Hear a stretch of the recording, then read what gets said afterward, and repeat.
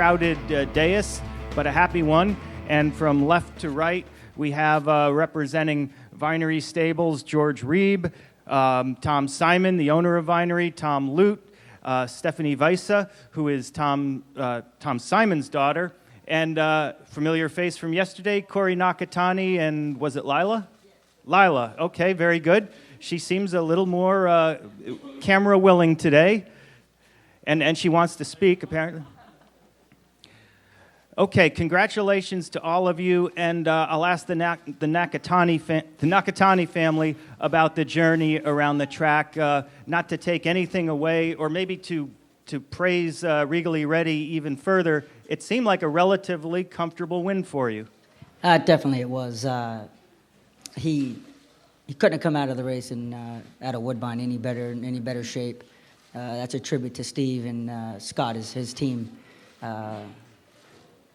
The lad at the barn, working on him, keeping him in top shape, keeping him fresh and eager. And my job was so easy today. It wasn't even funny. I just let him jog a little bit, let him get in a happy, comfortable stride, let him warm up a little bit late before the gate to make sure that his muscles were good and loose.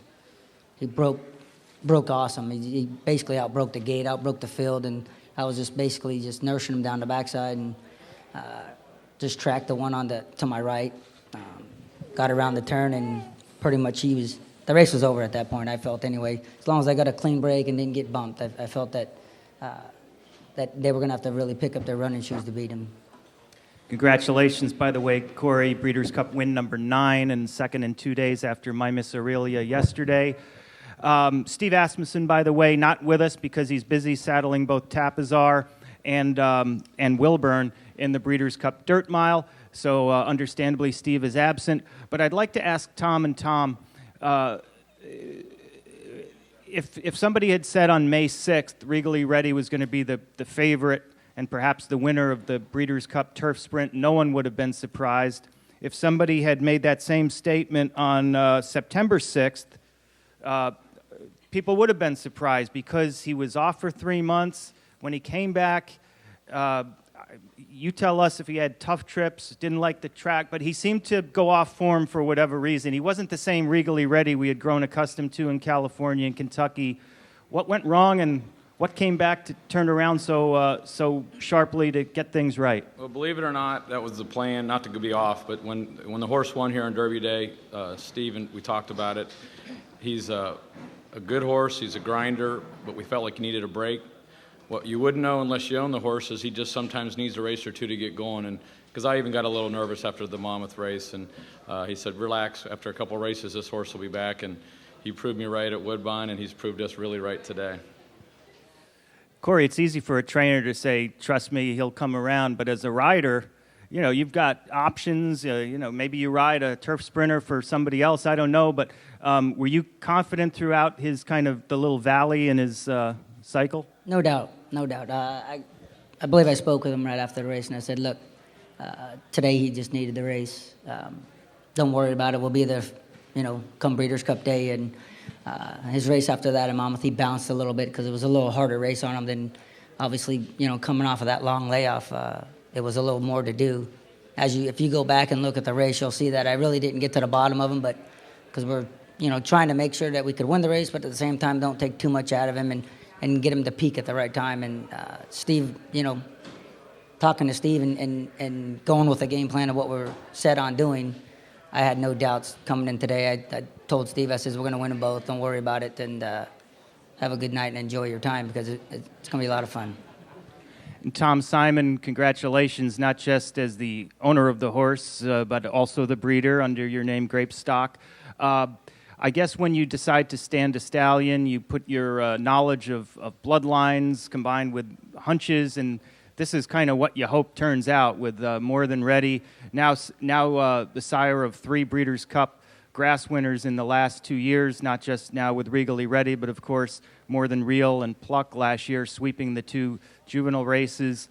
What was it about More Than Ready that was made you feel so strongly and took us here today? Believe me, always, if you have such a great stallion, you look smart, and you think, it's so easy, this whole thing, but nobody talks about all the stallions who went through, and nobody mentioned them. It has a, sure, we always, if you're going for stallions, it's a whole teamwork, and we're looking at all the racetrack pedigrees and whatever, but at the end, you need a lot of luck that everything really gets together.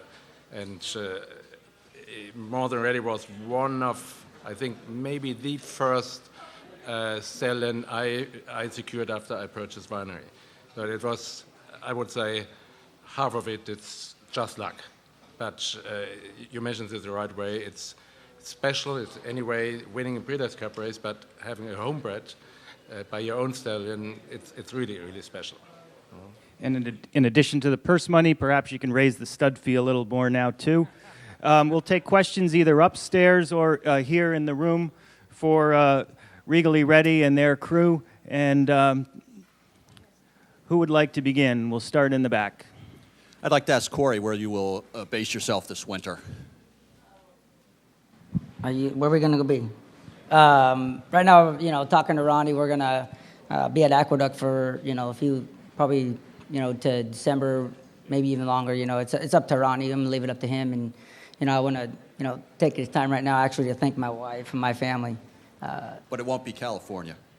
I'm not sure where we're going to end up. It just depends what Ronnie wants to do, Any chance of staying at Aqueduct through the winter, considering the purses will be so much higher this year? Well, right now, that's where I'm based at in New York. Aqueduct is where we're at, and that's where Ronnie decided what we should do, and I believe that's a very good plan. And depending on where the horses take us, and obviously, riding all over the world, I've been there, done it. I'm just confident in the horses that are bred, and obviously the trainers you ride for. You got to go out there and give the horse the best chance to win. And so that's all I can do. I can go out there and ride and give my best. And Laila, you want to say that? Say thank you. Yeah, yeah, but to answer your question, yeah, right now we're based out of Aqueduct. You offered enough evidence he's the best sprinter in North America today. And given the fact he has been winning with such authority, you have any plans of going abroad and seeking bigger plums? We don't like to get too far ahead of ourselves, but we wanted to get through today, but he is gelded, and he's very sound, and so we were hoping to win the Breeders' Cup, and now we can say we did. And we have great plans to travel the world with this horse, and we hope he takes us to many great places with victories. And California is part of the world, and the down-the-hill turf course is kind of a, for lack of a better term, kind of a funky layout. Not all horses take to it, but one thing you know about Regally Ready is he takes to it just fine, just as well as he takes to it here. Is certainly next year's Breeders' Cup, at least among the targets for next year, in addition to wherever else he might travel. This past May, we planned on finishing here for this year. We might have a really good plan to finish at Santa Anita next year. He loves that course. Okay, and any more questions for Team Regally Ready? Gentlemen, George Reeb, Tom Simon, Tom Ludt, Stephanie Weiser, and Corey Nakatani. I'm sorry, did you have a question?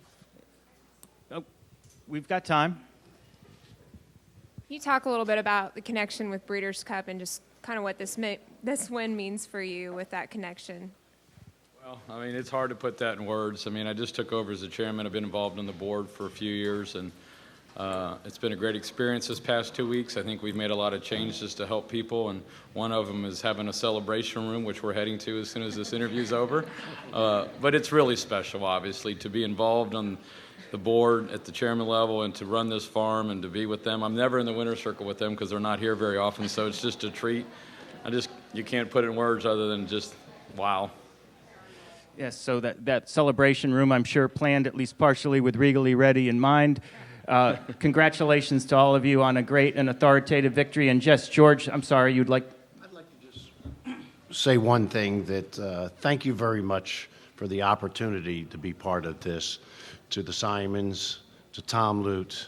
Tom Ludt gave me the opportunity a few years back to become a partner, and the Simons, I met them, they agreed to take me on and teach me a little bit, and I'm thrilled with the experience to be part of their team. Thank you. And we're thrilled for all of you as well. Congratulations, Regally Ready, the winner of the Breeders' Cup Turf Sprint.